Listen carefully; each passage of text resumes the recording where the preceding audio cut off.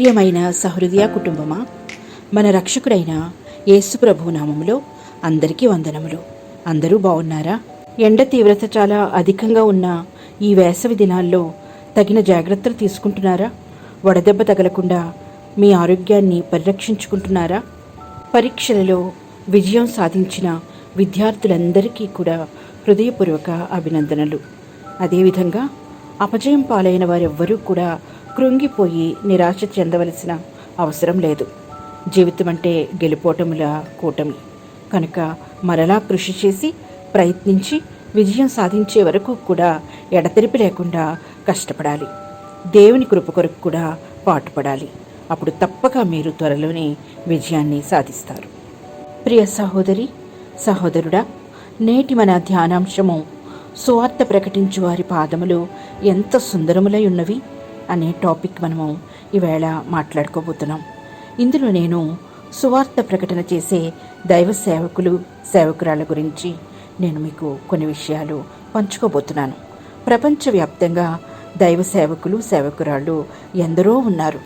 కానీ ప్రస్తుతమున్న పరిస్థితుల దృష్ట్యా వారిలో ఎందరో నిరాశ, నిస్పృహలలో కూరుకుపోయి ఉన్నారు.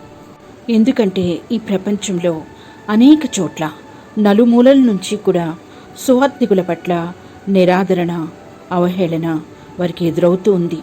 ఇంకా కొన్ని చోట్ల హింస, దాడులకు కూడా వారు గురవుతూ ఉన్నారు. ఈ విపత్కర పరిస్థితుల్లో ఎందరో సువార్థికులు నిరాశతో, నిస్పృహతో వెనకడుగు వేస్తూ ఉన్నారు, వెనక్కి మళ్ళిపోతూ ఉన్నారు. మరి ఇటువంటి స్థితిలో సువార్త ప్రకటన యొక్క ప్రాశస్త్యత గురించి, దాని యొక్క ప్రాముఖ్యత గురించి మనం చర్చించవలసిన సమయం ఇది. దేవుని ప్రియులారా, అపోస్తలుడైన పౌలు రోమీయులకు రాసిన పత్రిక 10వ అధ్యాయము 15వ వచనంలో ఏమంటున్నాడో చూద్దామా? ప్రకటించువారు పంపబడని ఎడల ఎట్లు ప్రకటించుదురు అని అడుగుతున్నాడు ఇక్కడ. అనగా యెషయా గ్రంథాన్ని ఉదహరించి ఇక్కడ కొన్ని మాటలు పౌలు రోమీయులకు రాసిన పత్రికలో తెలుపుతున్నాడు. ఏమని అంటున్నాడంటే, ఈ సువార్త ప్రకటన అనేది ఎవరికి వారు తమంతట తాము చేసేది కాదు. వారు పంపబడిన వారు. వారిని పంపినవాడు ఒకడున్నాడు, ప్రభువు. ఆ ప్రభువు చేత పంపబడితేనే తప్ప ఈ ప్రకటించువారు ముందుకు రారు. కనుక పంపబడిన వారు లేని ఎడల ప్రకటించువారు ఎట్లు ప్రకటించుదురు అని అడుగుతున్నాడు. కనుక ఇక్కడ it's a great commission, it's a great duty, it is allotted by God. దేవుని చేత నిర్దేశించబడిన ఒక గొప్ప పని ఇది. ఈ 10వ అధ్యాయము 17వ వచనంలోనే ఏమంటున్నాడంటే పౌలు, క్రీస్తును గుర్చిన మాటలు వినుట వలన విశ్వాసం కలుగును అని చెప్తున్నాడు. అంటే ఇక్కడ సువార్థికులు క్రీస్తును గూర్చిన మాటలు వినిపింపజేస్తారు. ఆ మాటలు వినుట వలన విశ్వాసం కలుగును. మరి 10వ వచనంలో ఏమంటున్నాడంటే విశ్వాసం వలన మనకు రక్షణ దొరుకుతుందని చెప్తున్నాడు. కనుక ఈ విశ్వాసము, దాని ద్వారా వచ్చే రక్షణ ఈ సువార్థికుల వల్ల జరుగుతుంది. ఈ సువార్థికులు ఎవరి వల్ల పంపబడుతున్నారు అంటే క్రీస్తు యేసు వల్లనే వారు పంపబడుతున్నారు. అపోస్తలుడైన పౌలు ఎఫెసీయ సంఘానికి వ్రాసిన లేఖలో 6వ అధ్యాయము 15వ వచనంలో ఏమంటున్నాడో చూద్దాము.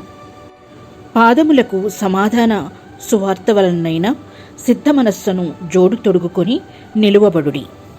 పాదములకు సమాధాన సువార్త వలననైనా సిద్ధ మనస్సును జోడు తొడుగుకొని నిలువబడుమని చెప్తున్నాడు. అనగా ఇక్కడ సువార్త ప్రకటన బాధ్యత ఈ అంత్యదినముల్లో ప్రతి ఒక్కరి మీద కూడా ప్రభువు పెట్టదలుచుకున్నాడు. కనుక ప్రతి ఒక్కరికి కూడా ఈ సిద్ధ మనస్సు అనే జోడు తొడుక్కోవాల్సిన అవసరం ఉంది. ఈ సిద్ధ మనస్సు అనే జోడు దేని వలన కలుగుతుంది అంటే సమాధాన సువార్త వలన కలుగుతుంది. అంటే పాదములకు సమాధాన సువార్త వలన కలిగే సిద్ధ మనస్సు అనే జోడు ధరించవలసిన అవసరం ఇప్పుడు సువార్థికుల మీద ఎంతగానో ఉంది. అనగా మన సువార్త సమాధానపూర్వకమైనదై ఉండాలి. అప్పుడే అది మనస్సుల్ని క్రీస్తు కొరకు సిద్ధం చేస్తుంది. మన సమాధానపూర్వకమైన సువార్త సిద్ధ మనస్సుల్ని కలుగజేసి ప్రభు కొరకు మనము సిద్ధ మనస్సు అనే జోడు ధరించుకొని ఆయనకు ఎదురు వెళ్ళేలాగా మనల్ని సంసిద్ధం చేస్తుంది.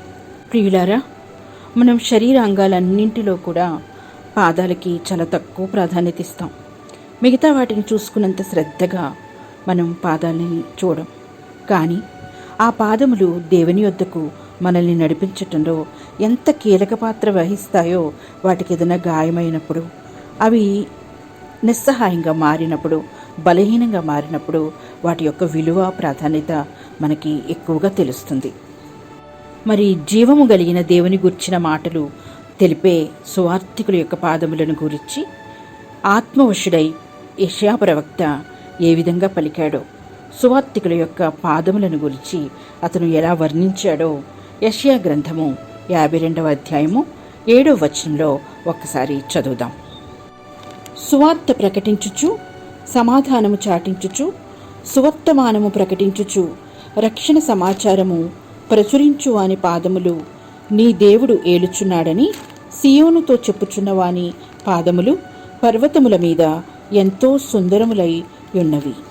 ప్రియ సహోదరి, ప్రియ సహోదరుడా, ఇక్కడ చూసాం కదా, యెషయా తన గ్రంథములో ఏ విధముగా రక్షణ సువార్త ప్రకటించే వారి పాదములు ఎంత సుందరములుగా ఉన్నాయో అని వర్ణించాడు. మనం విన్నాం కదా. అంటే ఎంతటి గొప్ప ఆధిక్యత ప్రభువు సువార్త ప్రకటన చేసేవారికి అనుగ్రహించాడో చూసారా. వారు ఎంత ధన్యులు. ప్రియ దేవుని విశ్వాసులారా, ఇక్కడ యెషయా ప్రవక్త యొక్క వర్ణనను మనము శారీరక రీతిగానే కాకుండా ఆత్మీయ రీతిగా కూడా అర్థం చేసుకోవాల్సి ఉంది. ఎందుకంటే రక్షణ సువార్తను ప్రకటించే సువార్తికుల పాదములు అడుగుపెట్టిన చోట్లెల్లా ఆశీర్వదింపబడతాయి. అటు రక్షణ సువార్తను ప్రకటించు వారి ద్వారా సిద్ధ మనస్సుని జోడు తొడుక్కొని పరలోకార్థమై అడుగులు వేసే ప్రతి ఒక్కరూ కూడా ఈ సువార్తికుల ద్వారా దేవుని బాటలో నడుస్తూ ఉంటారు. అట్టి ధన్యత సువార్తికుల ద్వారా జనులకు లభిస్తుంది. ఈ కడవరి దినములలో అట్టి ధన్యత ప్రతి ఒక్కరికి అనుగ్రహించాలని ప్రభువు ఎదురుచూస్తూ ఉన్నాడు.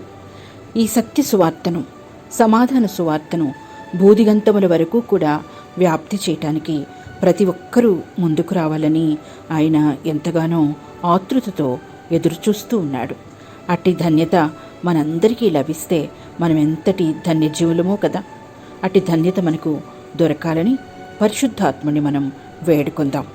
ప్రభు యొక్క కృపా సమాధానములు మీలో ప్రతి ఒక్కరికి, మీ ఆత్మీయులకు, మీ కుటుంబములకు, మీకు సమృద్ధిగా దినదినము లభించునుగాక. Amen. God bless you. Thank you.